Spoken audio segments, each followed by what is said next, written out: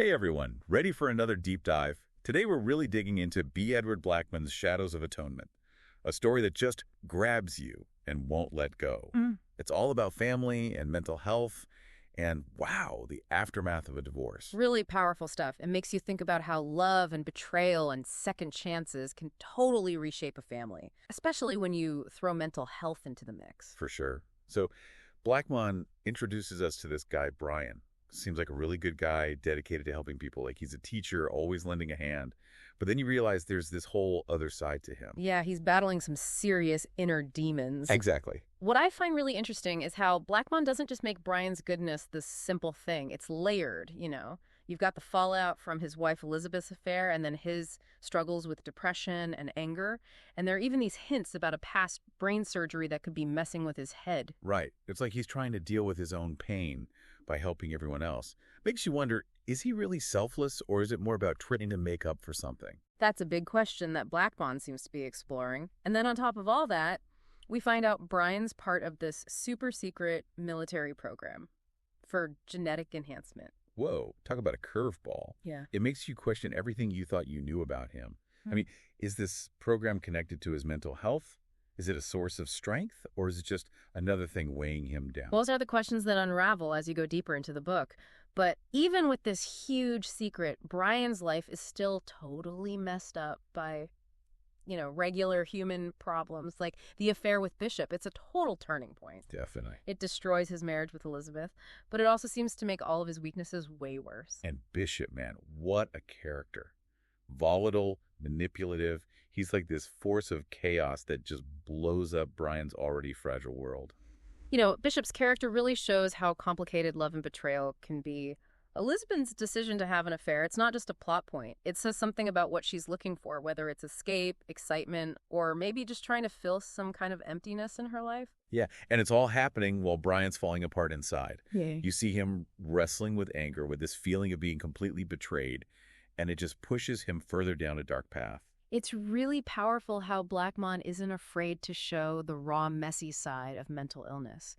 We see Brian's depression and anger come out in these really unhealthy ways, and it starts to affect not just him, but his whole family. And then boom, just when you think it can't get any more complicated, Brian disappears, vanishes into thin air. He leaves a letter for Elizabeth, but for his son Alex, it's a bunch of cryptic clues. His disappearance changes everything. It forces the other characters, especially Elizabeth and Alex, to face their part in Brian's breakdown. They're left trying to put the pieces of his life back together, figuring out what led him to this point. And it's Alex, this teenage tech whiz, who takes charge of the search. He's resourceful, determined. It's like he's on this digital scavenger hunt, using his dad's laptop and his online activity to decipher the clues. Alex's role is so interesting. He's thrown into the situation where he has to be the strong one, the one holding everything together.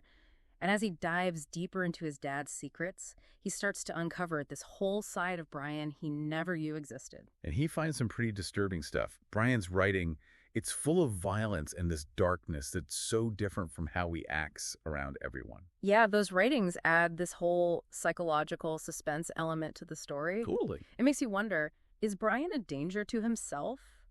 To others? Alex has to face the possibility that his dad isn't who he always thought he was. It's like the family is unraveling right alongside the mystery of Brian's disappearance. Yeah. And just when things are about to explode, there's a literal explosion at Bishop's trailer park. Oh man, that explosion is more than just a plot twist. It's like all the emotional turmoil becomes real. Suddenly it's chaos and confusion. The stakes are way higher now. We're not just talking about a missing person, but maybe even something criminal. And right in the middle of all this, we meet this new guy, D-Man. He's totally mysterious, says he's been helping Brian, but his arrival throws everything for a loop. D-Man adds a whole new dimension to the story. He's powerful, clearly operating outside the law, but his motives are a total mystery. Is he a friend, an enemy, something in between? It's hard to say. His arrival just makes the mystery even deeper. We have to rethink everything we thought we knew about Brian's situation. And then we find out about the bunker. And not just any bunker, but this elaborate, super luxurious underground haven, like something out of a movie. D-Man tells us about it, saying it was made to keep Brian safe. That bunker is such a powerful symbol. On the one hand, it's all about safety and protection, but it also makes you think about isolation and escape. Is it really a sanctuary, or is it more like a prison that Brian created for himself? Right. Is he hiding there because he's afraid, or is someone forcing him to stay hidden? And then, in this secret hidden place, Brian, Elizabeth, and Alex are finally reunited. It's an intense reunion. So much emotion, both good and bad. After all that searching, all the uncertainty, they're together again. But Brian's past, his mental health struggles, the whole mystery of why he disappeared, it's all still there, hanging over them.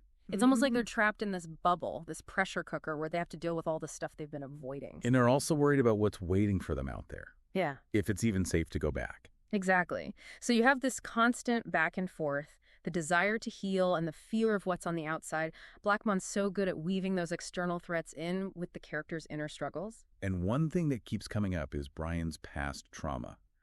We learn more about the brain surgery he had back in 2022. And you realize it wasn't just physically difficult. Yeah, it's like the surgery left this invisible scar, this vulnerability that makes him super sensitive to other people's pain. But it also makes him swing back and forth emotionally. It makes you think about his whole thing with helping others. Is it really altruistic? Or is he trying to fix himself by fixing everyone else? That's a good point. And then you add in the secret about the genetic enhancement program. It's like, did he ever really have control over his own life? That whole program is genius. It brings up all these ethical questions about human potential and what you're responsible for if you have these extraordinary abilities. But it doesn't overshadow the family drama. Right. Mm. Enhanced abilities or not, Brian's still dealing with the consequences of Elizabeth's affair. And Bishop, that other guy, he's like a shadow hanging over everything. Yeah. We see how much his manipulation messed Brian up, how he took advantage of Elizabeth's weaknesses. Bishop is like the poster child for toxic masculinity. Control and chaos, that's his thing. He's not just a bad guy, he's the reason the family fell apart. And it makes you think about forgiveness. Can Brian ever really get past what happened? Can Elizabeth forgive herself for the pain she caused? Those questions about forgiveness are huge in this story, and they play out differently for each character. Like the Alex, he's stuck in the middle. Yeah. He's totally loyal to his dad, but he sees his mom struggling her regrets. Alex's story is fascinating because he's forced to grow up so fast. He's dealing with his own grief and confusion, plus the wreckage of his parents' relationship. You really see the impact divorce has on a kid through his eyes. He uses technology to try to figure things out, to put together the clues his dad left behind. But he ends up discovering this whole other side to his dad. That's interesting, right? Technology, it's both a way to connect and a way to isolate yourself. Exactly. On one hand, it lets Alex connect with his dad even though he's not physically there. But it also shows him this dark side of Brian, a side he kept hidden from his family. The things Alex finds in his dad's writing, it's scary how much anger and despair is in there. It's the total opposite of how Brian acts. Makes you wonder, how well do we really know the people we love? It's true. Everyone has secrets. Hidden parts of themselves they don't show, even to the people closest to them. And sometimes those secrets can really hurt. That explosion at Bishop's trailer park, that's a real turning point. The story shifts from a missing person to something way more dangerous. It's like all the tension, all the secrets that have been building up, they finally erupt. The past comes back to haunt them. Any chance of peace or stability is gone. And then out of the wreckage comes D-Man, this mysterious guy who says he's been protecting Brian this whole time. But why? How? It's all a secret. D-Man, he's a wild card. He does whatever he wants, and you never know what he's going to do next. It's suspenseful. And that bunker, it's incredible, right? This underground sanctuary. Yeah. But it also represents isolation. How far people will go to protect the people they love. It's like a tiny version of their world. Everything is controlled. They can try to heal and rebuild, but the secrets are still there, and so is the past. And with all of them stuck in this confined space, the dynamics between Brian, Elizabeth, and Alex are just amplified. Totally. They're finally together, but it's not just happiness and relief. There's all the pain, the betrayal. Can they forgive each other? It's like they're trying to glue their broken family back together.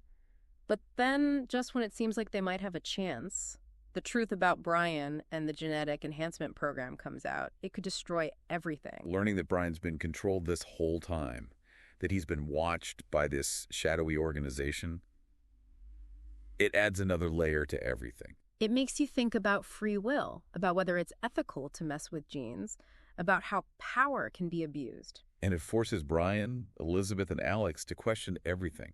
about their family, their past, their future. It's almost like they escaped one kind of prison only to end up in another, this high-tech bunker with all its secrets. Yeah, the bunker, with all its fancy tech and luxury, it's kind of a metaphor for thinking you have control when you really don't. Brian might have thought he was safe there, but he's still being used. And that organization pulling the strings, manipulating him, they're like the dark side of progress, this idea that we can exploit human potential, control it, and turn people into weapons. Blackmon really digs into the ethical questions about all this genetic enhancement stuff. What does it even mean to be human? Where do we draw the line with science? What happens when we start messing with who we are at our core? And it all ties back to Brian's family. Those enhanced abilities, the secrets he's been keeping, they've built a wall between him and the people he loves. It's like his gifts have become a curse, isolating him from everyone, and it's only in that bunker with everything stripped away that he can really face those walls. It's intense, right? They're in this pressure cooker of a situation, dealing with some heavy questions. Can a family shattered by betrayal ever really heal? Is forgiveness even possible when the wounds are so deep? Those questions are at the heart of the story. And Blackmon doesn't give you any easy answers. He shows you how messy and complicated it is to try and come back together. All that back and forth, the anger, the resentment, and then wanting to connect again. And it's not just about Brian and Elizabeth. Their son, Alex, is trying to process everything too. He's seen his parents at their worst, watched their marriage fall apart. Now he has to deal with the truth about his dad. It's a good reminder that kids are often the ones who get hurt the most in a divorce. They take on all the emotional baggage, trying to make sense of things that even adults can't figure out. And a lot of times, they blame themselves. But Alex is a tough kid. He uses his tech skills to try and understand his dad, to put all the pieces together. And in a way, he becomes a symbol of hope. This reminder that even when things are really dark, there's always a chance for growth and understanding. Yeah, and it's through Alex's eyes that we see forgiveness is possible. He knows his parents hurt each other, but he still wants them to be a family. And while they're down there in the bunker trying to put their lives back together, there's still that threat from the outside world. That organization that's been controlling Brian, they're not going away. It makes you realize that no matter how safe you think you are, you can't hide from your past. And the decisions Brian, Elizabeth, and Alex make at the end, they won't just affect them, they could affect everyone. Blackmon leaves you with this feeling of hope, but it's not a simple happy ending. It's a hope that recognizes how complicated people are, the power of love and forgiveness, and how important it is to fight for what you believe in, even when it seems impossible. Shadows of Atonement is one of those stories that sticks with you. It reminds you that even in a world obsessed with technology and scientific breakthroughs, the biggest battles we fight are inside ourselves. It makes you think, it makes you feel, and in the end, it makes you believe in second chances, even if they come with a cost. So think about your own life. How have your experiences with family, with love, with betrayal shaped how you view forgiveness and second chances? Shadows of Atonement asks us to look inside ourselves and see how much compassion and understanding we have, even when things are really tough. And that wraps up our deep dive into Shadows of Atonement. Thanks for joining us.